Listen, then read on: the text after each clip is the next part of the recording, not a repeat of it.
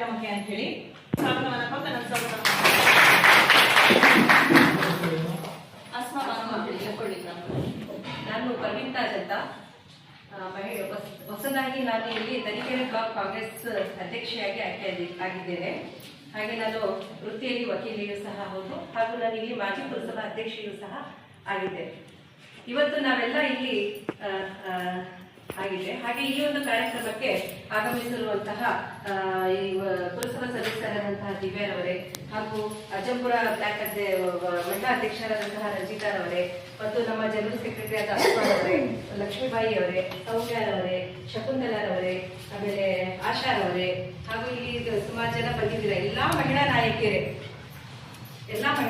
ಮತ್ತು ನಮ್ಮ ಒಂದು ಕರೆಗೆ ಹೋಗ್ಬಿಟ್ಟು ಬಂದಿರುವಂತಹ ಪತ್ರಿಕಾ ಮಾಧ್ಯಮದವರೇ ಎಲ್ಲರೂ ಸೇರಿದ ಒಂದು ಉದ್ದೇಶ ಏನಪ್ಪಾ ಅಂತಂದ್ರೆ ನಮ್ಮ ಜಿಲ್ಲೆಗೆ ಒಂದು ಮಂತ್ರಿ ಸ್ಥಾನ ಬೇಕು ಅಂತ ಅಂದ್ಬಿಟ್ಟು ನಮ್ಮ ಮಹಿಳಾ ಕಾಂಗ್ರೆಸ್ ಇಂದ ಒಂದು ಆಗ್ರಹವನ್ನು ವ್ಯಕ್ತಪಡಿಸ್ತಾ ಇದೀವಿ ನಾವು.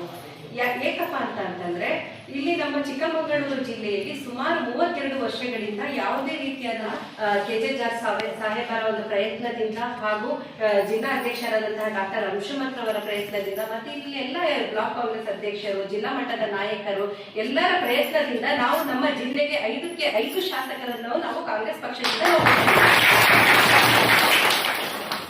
ಈ ರೀತಿ ಇದ್ದಾಗೂ ಸಹ ನಾವು 32 ವರ್ಷದಿಂದ ನಾವು ಒಬ್ಬ ಮಂತ್ರಿಯನ್ನು ನಾವು ನಮ್ಮ ಜಿಲ್ಲೆಯಲ್ಲಿ ನಾವು ನೋಡ್ಲಿಲ್ಲ. ಈಗ ಹಳೆಯದಾಗಿ ಮೋಟಮ್ಮ ಮತ್ತೆ ಸಖಿರಾಮಂತ ಅವರನ್ನು ಹೊರತುಪಡಿಸಿ ಈಗ ಇಲ್ಲಿ ತರೀಕೆರೆಯಲ್ಲಿ HR ರಾಜು ಅವರಿಗೆ ಬಿಟ್ರೆ ಯಾರಿಗೂ ಸಹ ನಮ್ಮ ಜಿಲ್ಲೆಯಿಂದ ಒಂದು ಮಂತ್ರಿ ಸ್ಥಾನ ಸಿಕ್ಕಿಲ್ಲ. ಹಾಗಾಗಿ ನಮ್ಮ ಮಹಿಳಾ ಕಾಂಗ್ರೆಸ್ ಇಂದ ಒಂದು ಒಗ್ಗಟ್ಟಿನ ಕರೆ ಏನಪ್ಪಾ ಅಂತಂದ್ರೆ ನಮ್ಮ ಜಿಲ್ಲೆಗೆ ನಮಗೆ ಈ ಬಾರಿ ಮಂತ್ರಿ ಸ್ಥಾನವನ್ನು ಮಾನ್ಯ ಸರ್ಕಾರ ಪರಿಗಣಿಸಿ ಕೊಡಬೇಕು ಅನ್ನೋದನ್ನ ನಮ್ಮ ಆಗ್ರಹ. ಈಗ ನಾನು ಅದರಲ್ಲಿಯೂ ಸಹ ನಮ್ಮ ಶಾಸಕರು, ನಮ್ಮ ತರೀಕೆರೆಯ ಶಾಸಕರಿಗೆ ಮಂತ್ರಿ ಸ್ಥಾನ ಕೊಡಬೇಕು ಅಂತ ನಾನು ಆಗ್ರಹಿಸ್ತಾ ಇದ್ದೀನಿ. ಏಕಪ್ಪ ಅಂತಂದ್ರೆ ನಮ್ಮ ತರೀಕೆರೆ ಶಾಸಕರು 2003ರಲ್ಲಿ ರಾಜಕೀಯಕ್ಕೆ ಬಂದಂತವರು. ತಳಮಟ್ಟದಲ್ಲಿ ಅವರು ಒಬ್ಬ ಯುವ ಕಾಂಗ್ರೆಸ್ ಅಧ್ಯಕ್ಷರಾಗಿ ತಳಮಟ್ಟದಲ್ಲಿ ದುಡಿದು ಆಮೇಲೆ ಪುರಸಭಾ ಸದಸ್ಯರಾಗಿ ಅಧ್ಯಕ್ಷರಾಗಿ ಶಾಸಕರಾದಂತವರು. ಅವರು ಜನರ ಒಂದು ಸಮಸ್ಯೆಯನ್ನು ಅರ್ಥಂತವರು, ಅಂದ್ರೆ ಚಿಕ್ಕ ಮಟ್ಟದಿಂದ ಬಂದಿದ್ದಾರಲ್ಲ, ಜನರ ಸಮಸ್ಯೆಯನ್ನು ಅವರು ಅರ್ಥಂತವರು, ಜನರ ಸಮಸ್ಯೆಯನ್ನು ಆಲಿಸುವಂತವರು. ಹಾಗಾಗಿ ನಾನು ನಮ್ಮ ತರೀಕೆರೆಯ ಶಾಸಕರಿಗೆ ಮಂತ್ರಿ ಸ್ಥಾನವನ್ನು ಕೊಡಬೇಕು ಅಂತ ಅಂದ್ಬಿಟ್ಟು ಆಗ್ರಹಿಸ್ತಾ ಇದ್ದೀನಿ.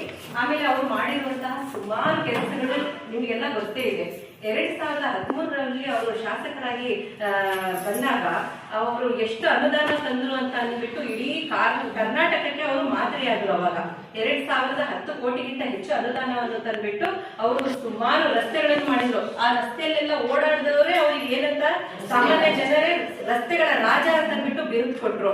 ಆಮೇಲೆ ನೀರಾವರಿಗೆ ಹೆಚ್ಚಿನ ಒತ್ತು ಕೊಟ್ಟಿರೋದ್ರಿಂದ ಆಧುನಿಕ ಭಗೀರಥ ಅನ್ನೋ ಒಂದು ಬಿರುದನ್ನು ಸಹ ಅವರನ್ನ ನಮ್ಮ ಶಾಸಕರಿಗೆ ಕೊಟ್ಟಿದ್ದಾರೆ. ಅವರಿಗೆ ಕೆಲಸ ಮಾಡುವಂತ ತುಡಿತಾ ಇದೆ, ಯಾವ ರೀತಿ ನಾನು ಕೆಲಸ ಮಾಡಬಹುದು ಅಂತ ಅಂದ್ಬಿಟ್ಟು. ಅದೇ ರೀತಿ ಅವರು ಹಾಸ್ಪಿಟಲ್ನ ಸಹ ಅಭಿವೃದ್ಧಿಯನ್ನು ನಮ್ಮ ತರೀಕೆರೆ ಹಾಸ್ಪಿಟಲ್ ಅನ್ನ ಸಹ ಒಂದು ಸುಸಜ್ಜಿತ ಹಾಸ್ಪಿಟಲ್ ಮಾಡಿ ಒಳ್ಳೆ ಮಿಷನ್ಸ್ ಎಲ್ಲ ಕೊಟ್ಬಿಟ್ಟು ಒಳ್ಳೆ ಡಾಕ್ಟರ್ಸ್ನೆಲ್ಲ ಕೊಟ್ಟಿದ್ದಾರೆ. ನಾವೇನೇ ಆದ್ರೂ ಧೈರ್ಯವಾಗಿ ನಾವು ಗೌರ್ಮೆಂಟ್ ಹಾಸ್ಪಿಟಲ್ಗೆ ಹೋಗ್ಬೋದು.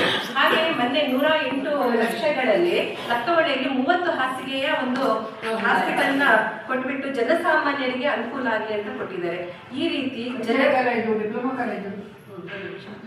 ರೀತಿ ಎಲ್ಲ ಅವರು ಶಾಸಕರು ಅವರ ಅನುದಾನದಿಂದ ಅವ್ರ ಪ್ರಯತ್ನದಿಂದ ನಮ್ಮ ತರೀಕೆರೆಯನ್ನ ಮಾದರಿ ಕ್ಷೇತ್ರ ಮಾಡಬೇಕು ಅಂತ ಅಂದ್ಬಿಟ್ಟು ಹೊರಟಿದ್ದಾರೆ.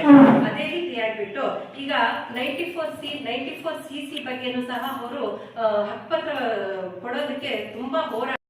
ಶಾಸಕರಿಗೆ ಸಚಿವ ಸ್ಥಾನವನ್ನ ನೀಡಬೇಕಂತ ಆಗ್ರಹ ಮಾಡಿಕೊಂಡಂತಹ ಮಹಿಳಾ ಕಾಂಗ್ರೆಸ್ನ ಅಧ್ಯಕ್ಷರಾದಂತಹ ಪರ್ವೀನ್ ತಾಜ್ ಅವರಿಗೆ ಧನ್ಯವಾದಗಳು. ರಂಜಿತಾ ಶ್ರೀನಿವಾಸ್ ಮೇಡಮ್ ಅವರು ಇದ್ರ ಬಗ್ಗೆ ಮಾತಾಡಬೇಕು ಅಂತ ಕೇಳ್ಕೊಂಡ್ರೆ ವೇದಿಕೆ ಮೇಲೆ ಆಸೀನರಾಗಿರುವಂತಹ ನನ್ನೆಲ್ಲ ಅಧ್ಯಕ್ಷರಾದ ಪದಾಧಿಕಾರಿಗಳು ಹಾಗೂ ವೇದಿಕೆ ಮುಂಭಾಗದಲ್ಲಿರುವಂತಹ ನನ್ನೆಲ್ಲ ಮಹಿಳಾ ಮಂಡಳಿ ಹಾಗೂ ಬೇಕೇ ಬೇಕು ಸಚಿವ ಸ್ಥಾನ ಬೇಕೇ ಬೇಕು. ಯಾಕಂದ್ರೆ ನಮ್ಮ ಚಿಕ್ಕಮಗಳೂರಲ್ಲಿ ಮಲೆನಾಡು ಭಾಗ ಆಗಿರೋದ್ರಿಂದ ಬರೀ ಮಲೆನಾಡು ಕಡೆಗೆ ಹೋದ್ಸತಿ ಎಲ್ಲ ಸಚಿವ ಸ್ಥಾನ ಕೊಟ್ಟಿದ್ದಾರೆ. ಮೋಟಮ್ಮ ಅವರಿಗೆ ಆಗಿರ್ಬೋದು, ಮಹಮ್ಮದ್ ಸರೀಕ್ ಆಗಿರ್ಬೋದು. ಆದ್ರೆ ನಮ್ಮ ಅರೆಮಲೆನಾಡು ಕಡೆಗೆ, ಬಯಲಸೀಮೆ ಕಡೆಗೆ ನಮ್ಮ ಸರ್ಕಾರ ಯಾಕೆ ಗಮನ ಕೊಡ್ತಾನೆ ಇಲ್ಲ. ಯಾಕಂದ್ರೆ ಅಲ್ಲಿಗಿನ ಹೆಚ್ಚಿನ ಸವಲತ್ತುಗಳನ್ನು ಹಾಗೂ ಅಭಿವೃದ್ಧಿ ಕೆಲಸ ಮಾಡ್ತಾ ಇರೋದೇ ನಮ್ಮ ಬಯಲುಸೀಮೆಯ ನಮ್ಮ ತಾಲೂಕುಗಳಾಗಿರ್ಬೋದು, ನಮ್ಮ ಶಾಸಕರುಗಳಾಗಿರ್ಬೋದು, ಇಲ್ಲಿ ಹೆಚ್ಚಿನ ಅಭಿವೃದ್ಧಿ ಕೆಲಸಗಳು ಆಗ್ತಾ ಇರೋದ್ರಿಂದ ನಮ್ಮ ಶ್ರೀನಿವಾಸರಿಗೆ ಸಚಿವ ಸ್ಥಾನ ಕೊಡ್ಲೇಬೇಕು ಅಂತಂದ್ರೆ, ಹಾಗೂ ನಮ್ಮ ಜಿಲ್ಲೆ ಉಸ್ತುವಾರಿ ಸಚಿವರಾಗಿರುವಂತಹ KJ ಜಾರ್ಜ್ ಸರ್ ಅವರು ಸಹ ಹೇಳಿದ್ದಾರೆ, ಸಿಎಂ ಹತ್ರ ಮತ್ತು ಹೈಕಮಾಂಡ್ ಹತ್ರ 5ಕ್ಕೆ 5 ಸ್ಥಾನಗಳನ್ನು ಪಡೆದಿರುವಂತಹ ನಮ್ಮ ಚಿಕ್ಕಮಗಳೂರಿಗೆ ಸಚಿವ ಸ್ಥಾನಗಳನ್ನು ಕೊಡಿಸಲೇಬೇಕೆಂದು ಸಹ ಅವರು ಸಹ ಪಡೆದಿದ್ದಾರೆ.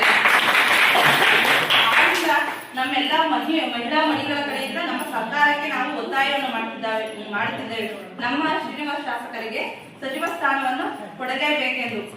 ಹಾಗೂ ನಮ್ಮ ಶ್ರೀನಿವಾಸ ಅವರು ಹಲವಾರು ಸಹ ಅಭಿವೃದ್ಧಿಯ ಕೆಲಸಗಳನ್ನು ಮಾಡಿದ್ದಾರೆ. ನಮ್ಮ ಅಜ್ಜಾಪುರವನ್ನು ಹೊಸ ತಾಲೂಕಾಗಿ ಮಾಡಿದ್ರು. ಆಗ ಆ ತಾಲೂಕು 2013 ತಾಲೂಕಾದ್ಮೇಲೆ ಮತ್ತೆ 2018 ಶಾಸಕರು ಬಂದ್ಮೇಲೆ ಏನು ಅಭಿವೃದ್ಧಿ ಕೆಲಸಗಳೇ ಆಗಿಲ್ಲ, ಅದು ಅಲ್ಲಿಗೆ ಸ್ಟಾಪ್ ಆಯ್ತು. ಮತ್ತೆ 2013ಕ್ಕೆ ಬಂದಾಗ ಶ್ರೀನಿವಾಸಣ್ಣವರು ಹಲವಾರು ಕೆಲಸಗಳನ್ನು ಸೌಲಭ್ಯಗಳನ್ನು ಮಾಡಿಕೊಟ್ಟಿದ್ದಾರೆ. ಈಗ